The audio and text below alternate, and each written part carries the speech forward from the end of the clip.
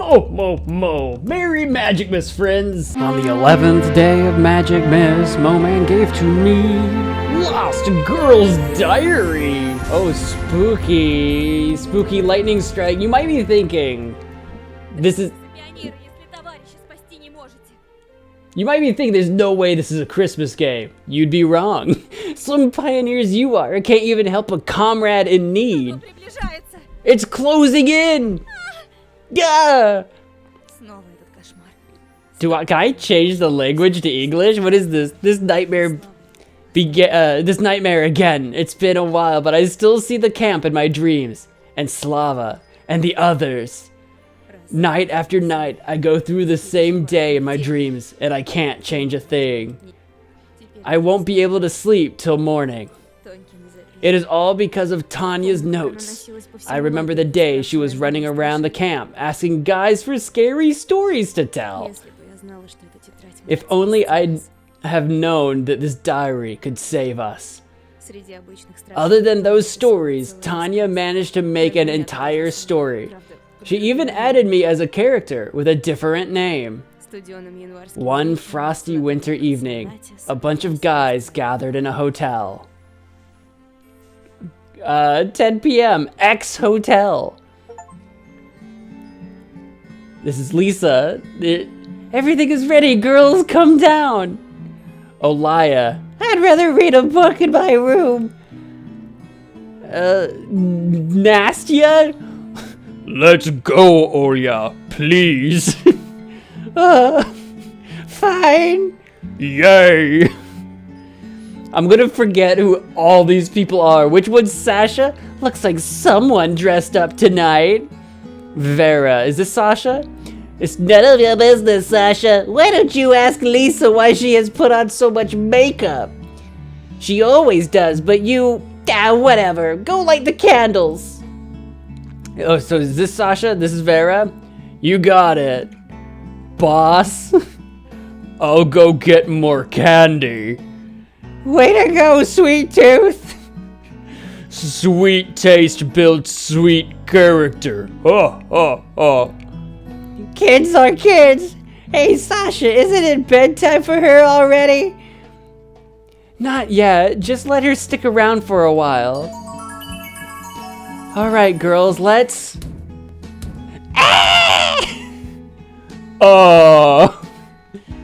Blast, we got company. Who's there? Who's Stas? It's us. Who's us? It's Styopa and I. Open up, Vera. It's freezing out here. Vera? I've asked them to come, right? It's gonna be more fun that way. Vera! Idiot! Vera, dear, you should have warned us. Who's Styopa? Wow, this place is so cool. You even have a fireplace. Yep, it's a house. What is happening? Hi, girls. These are Stas and Styopa. We play sports together. Styopa, quit standing around and say hi. Hi. Hi. It's your fault. Were there not enough rooms in the hotel for you meatheads? No big deal, I guess. That was a paper mistake, so we were forced to go along with your group. Take your coats off, boys. Vera, why did they come? Take it easy, Sasha. I'll rip their heads off if they mess up. I don't know what they're messing up. I don't know what we're doing here at all. There's a polar bear rug. That's pretty sick. But now the ritual won't work. There's a ritual involved? There's a ritual? Hey-oh! How come? No boys allowed. I should have known. Come on, think of something. I'm out of here. Olaya, please, stay with us. Stop, sit here. Styopa, start a fire. Should I? Of course. Cool. There you go, we got a fire. We lit up the tree. I mean, this is a pretty cozy environment so far. See, this is what makes it Christmas related so far. There's a Christmas tree.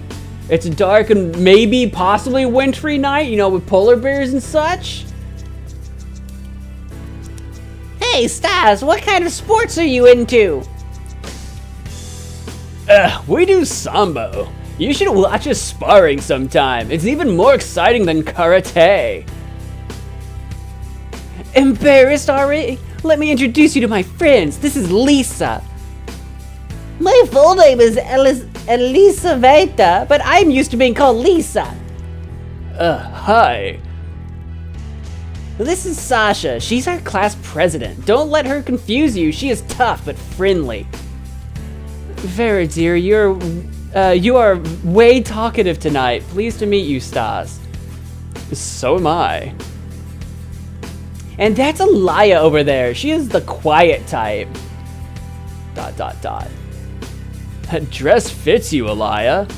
That's... Of course it fits me. It's my dress. I wouldn't buy a dress that doesn't fit me. That'd be stupid, you moron. Okay. Dummy. And that's Nastya by her. Isn't it your bedtime yet, Nastya?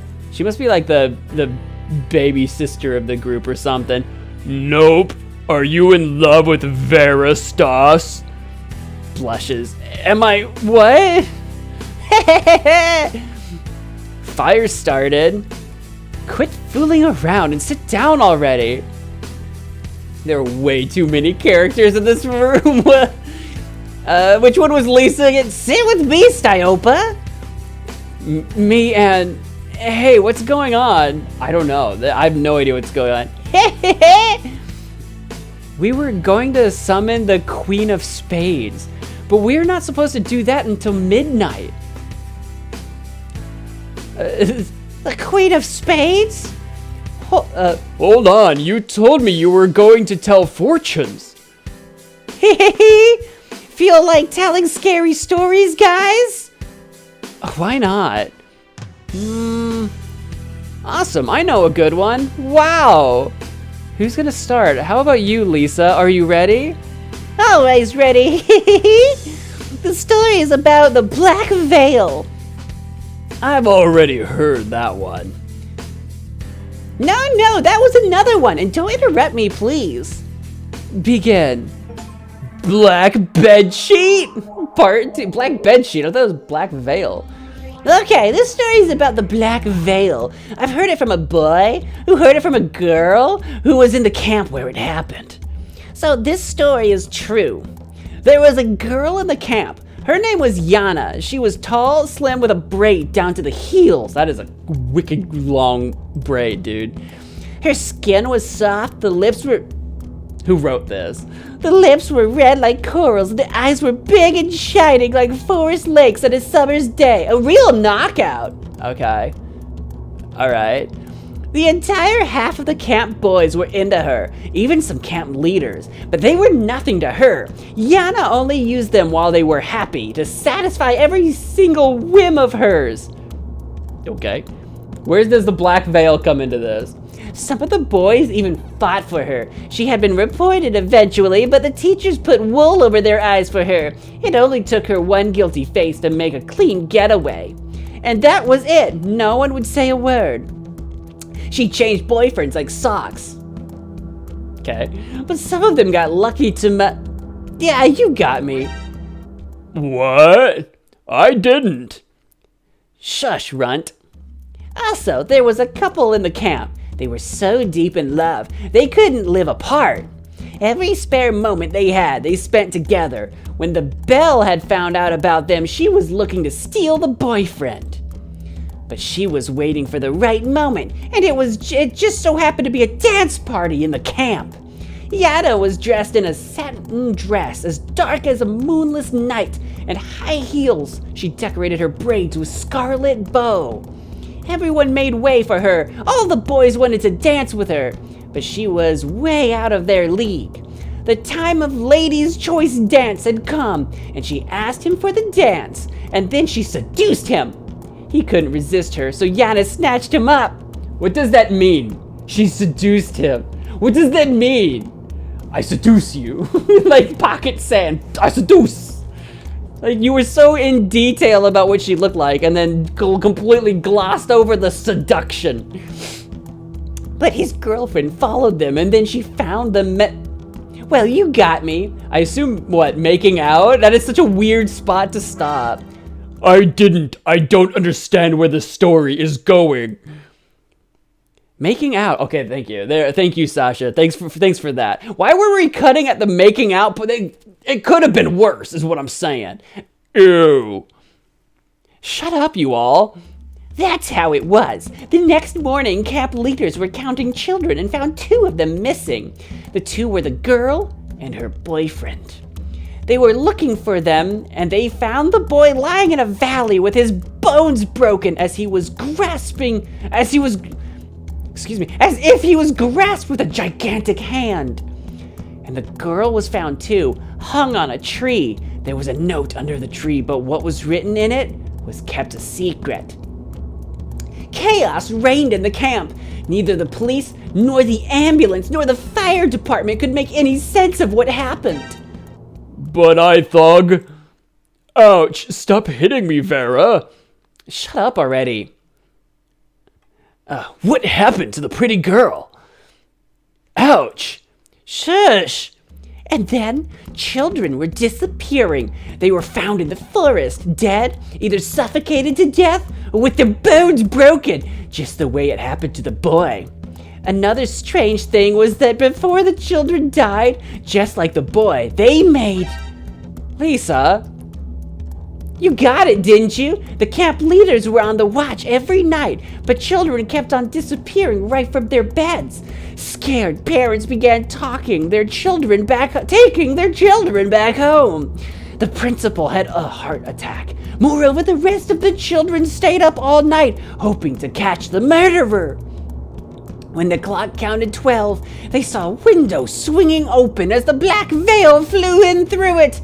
I have no idea what any of this means. What is the black satin dress? We have not explained it. I don't even know what, we're in a camp, but there's a window. Is it cabins? Tents? What on earth are you talking about, Lisa? I have so many questions. I don't follow any of this. It grabbed a sleeping kid, tied him up, and took him outside. Everything had happened so fast that only one boy managed to hit the veil with a stick. After the stolen boy was found dead... Who is the stolen boy? Found dead next morning, the eldest camp leader confessed about what was in the note. There was a curse written in it. Okay, we're making some kind of progress here. The dead girl cursed the entire camp, but no one believed the curse was real, although they should have. The girl turned out to be a gypsy! Whoa! The camp leaders had examined the children, and they found a huge bruise on Yana's hand. Then they searched her clothes and found Yana wrapped into the black veil. Is Yana dead too? I'm confused. Like, the dead girl is the girlfriend of the boyfriend who Yana stole, right? Is Yana dead or just the girlfriend girl? And Yana's wrapped into the black veil, which I assume was her satin dress, right? Oh, hey, yo. They beat her to death right away and incinerated her body in a huge fire. So no, she was alive? And then they burned her because she was wrapped up in a dress? What the frick, dude? No one ever went missing again. What? Ever since then, locals believe that from time to time, there's a pretty girl in black coming to a dance party, attempting to steal some girl's boyfriend. And if she succeeds, the boy is never to be found. There you go. All the guys out there, don't go to random dances and get picked up by random ladies in black dresses. They might murder you, I guess. There you go. I would go out with the black veil. Stas, you die. That's the story Lisa just told us. You'd be dead. What a moron. Yeah, no kidding. Or this is Lisa. What was your name again? Whoever you are. Who's next? Wait, aren't you Sasha? It said Lisa, but this is Sasha, right? I think they flubbed. I think they goofed. My turn. My turn. Yeah, I thought that was Sasha, of course. I am gonna tell you the story about the red teeth. Part 3, the red teeth. This is just Christmas spooky stories, I guess? Sure. Again? You tell it all the time. Because the story is legit. Aunt Xena had been in the camp, and she saw it with her own eyes. If you have already heard it, why don't you go to bed, huh?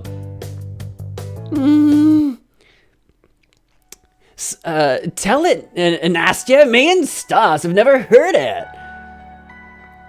It happened a long, long time ago, when Aunt Xena was just a girl studying at a primary school. It happened. One summer she went to a camp which was far, far away from home. And one of those days, something terrifying happened there. Someone had stolen all the food from camp, every single bit of it, including breadcrumbs. The principal went out to get food at the local city at once, which was far, far away from the camp, while children were left with no food for the rest of the day. Those who had brought some food, had to share it with their roommates, but most of them had nothing to eat at all, so they drank more water in order to fool their stomachs. Imagine how big the line to the restroom was. Having no food for a day? Child's play. Easier said than done. Don't interrupt her. Keep going, Nastya. And so Aunt Xena had to go number 1. But all the restrooms were occupied. She headed to nearby bushes. After she sat down, she heard a weird noise, like a dog was chewing on a bone. She sneaked up to the bushes and saw a girl eating something. So far, Nastya's story makes way more sense to me. I follow this. I am enraptured with this story. I want to know how this pea story goes. Auntie Xena shouted to the girl. As the girl turned around, she saw that the girl had... Oh my god! What was that? Had what? Shout. The red teeth!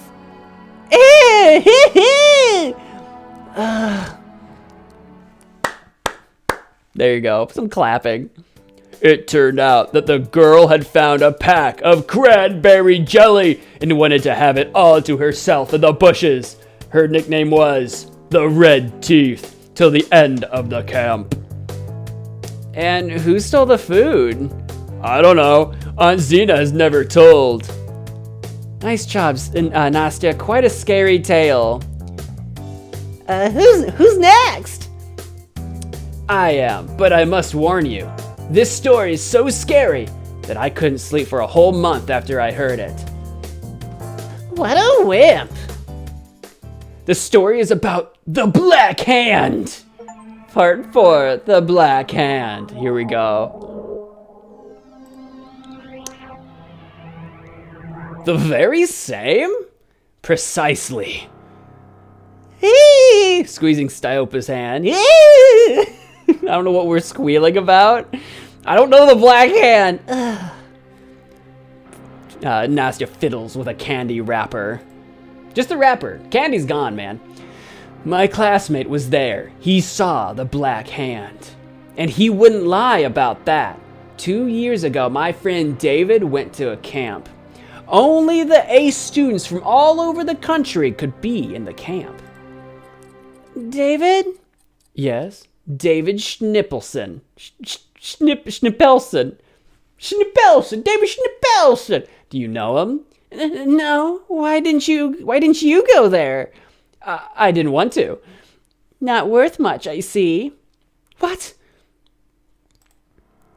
So the camp was surrounded by a tall fence.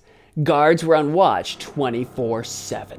No intruder had a chance to get inside. Why are there guards at a camp? Like, is this a fortress? Is this a work camp? What are we talking about? The adults keeping watch outnumbered the children. That's why. Why were there so many? What is going on at this camp? This is a secret government facility? And all of a sudden, things started going missing in the camp. It was small at first. Badges, candies, pens, and crayons. No one cared, because it was normal to not return things amongst geniuses. What? What? But then money, books, even clothes were disappearing. Only then they realized that there was a thief, or maybe a band of thieves working in the camp, for not only children had been robbed, but adults as well. Guards had been trying to catch the thieves at first, but once they failed, they called the police.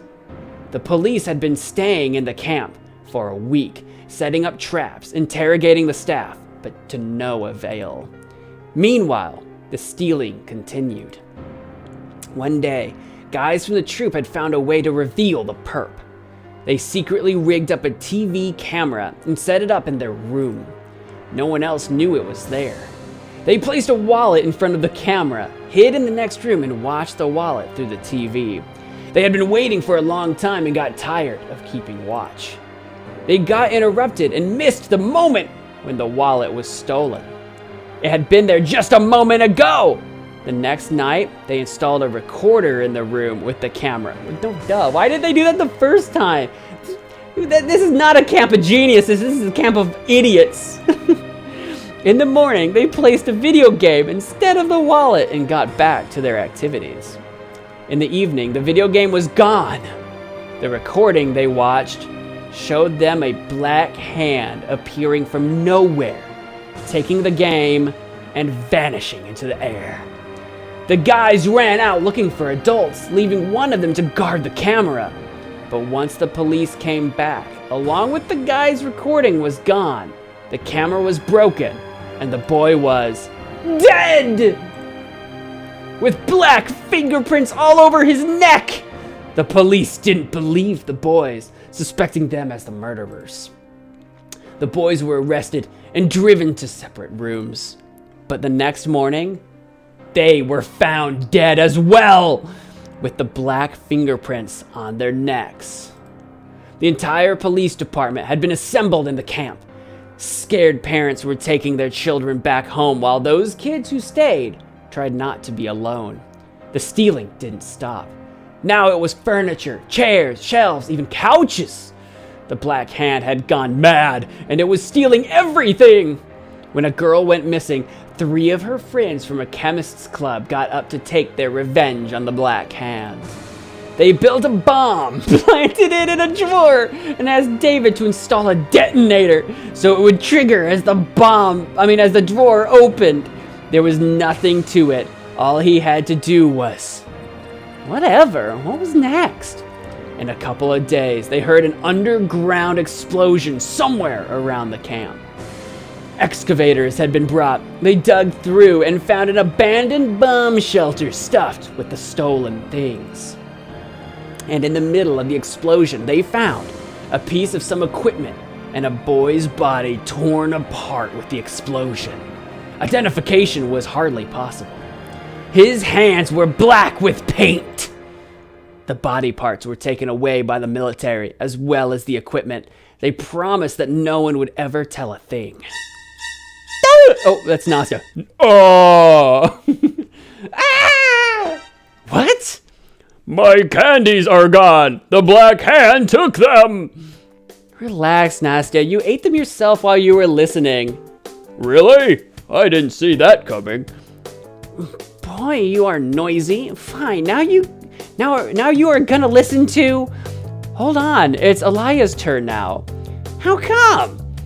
Really? How? Because we don't have any more candy. Does it have something to do with candy? Ignorance is bliss. Begin, Alaya. I guess everyone's gonna just tell a spooky story. Part 5, Forest Light.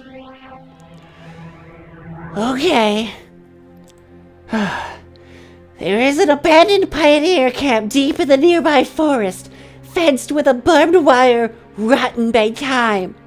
It used to be the biggest camp in the area until a mind-bending thing had happened there, so the people fenced the camp with a couple of lines of the wire and forgot about the camp forever. However, I found a camp leader's diary in our library. I wonder, why was I the first one who found it? I shouldn't tell what is written in it, but I can't resist telling you. It's gonna make me insane if I don't. Hands off. But this one is so spooky. Then why don't you give Styopa a hug? He's already getting it. Come to us, Stas. I can hug both of you. Sure thing. Are they all like just hugging it out right now? I mean, no, I feel fine here. There's some jealousy situation happening? Hee hee hee. Suit yourself. The dialogue belonged to Oksana, the leader of the first troop. The record says everything was all right for the first half of the camp. Children were having a good time, falling in love and breaking apart. Oksana herself had fallen in love with a camp leader to the third squad, but the feelings weren't mutual. Half the diary is full of poems about her one-way love and sketches of the one she was into. But it changes in the second half. Just listen. Elia takes out a book with a rabid sticker. A rabid sticker in drawn flowers. What is a rabid sticker? The 20th of July, the terrible heat continues. Anton asked me to take his squad to the lake before I take mine, and I couldn't refuse. Man, is he handsome when he smiles. My squad wasn't happy enough, but I let them go off an hour past curfew. The 21st of July, we have a situation. Dasha Startseva has been missing since the morning. Her stuff is in place, and Katya told me she saw Dasha last night going to the bathroom. We found Dasha. She fell into the old well behind the warehouse. To my surprise, she was safe and sound when we took her out. A lucky girl. On the other hand, she hasn't said a word ever since. I hope she'll be fine. She must rest in the infirmary. Iraida Pavlovna called Dasha's parents a lot, but no one answered. During the lineup, Anton lectured me on how to look for the children. I was about to burst into tears. Why is he being so rude to me? The 22nd of July, Petrovich and the guys from the 5th squad built a huge cover for the well. Now it's finally safe. Dasha's not speaking yet, just lying in her bed, silent. Maria Potapovna spoon feeds her. Iraida Pavlovna lets no one out of the camp, including Anton, whose grandmother passed away yesterday. The 23rd of July. We are going to see Dasha today. We made a wonderful bouquet for her and a card with our best wishes written on it. Something is wrong with Anton. He had a quarrel with the principal this morning. The rest of it was written with a different hand. All of a sudden, I felt like I was out of my body, watching myself from a different viewpoint. I hear a blunt slam after he pushed me right into the wall. It doesn't hurt though. But I feel sad. A green bright spot in the sky reflects in the puddle on the bottom, and I see it coming. A shooting star, I think. I should make a wish. The spot shines ever brighter, and the green sparkle is closing in on me with the speed of sound. It stings me and casts me back into my body. Now it's the two of us in the body, me and the star. The pain is back, and my neighbor doesn't like it. The little green sparkle starts beating the way my heart does. It is growing inside my body, filling every single cell as if it was an empty vase. The vase is all cracked, however. The green light is getting loose through it. The star bangs in anger, and the rifts on my body fade away like snow under the sunshine. I feel good, so I curl into a ball right in the humid sticky hole. Too bad I can't see my companion.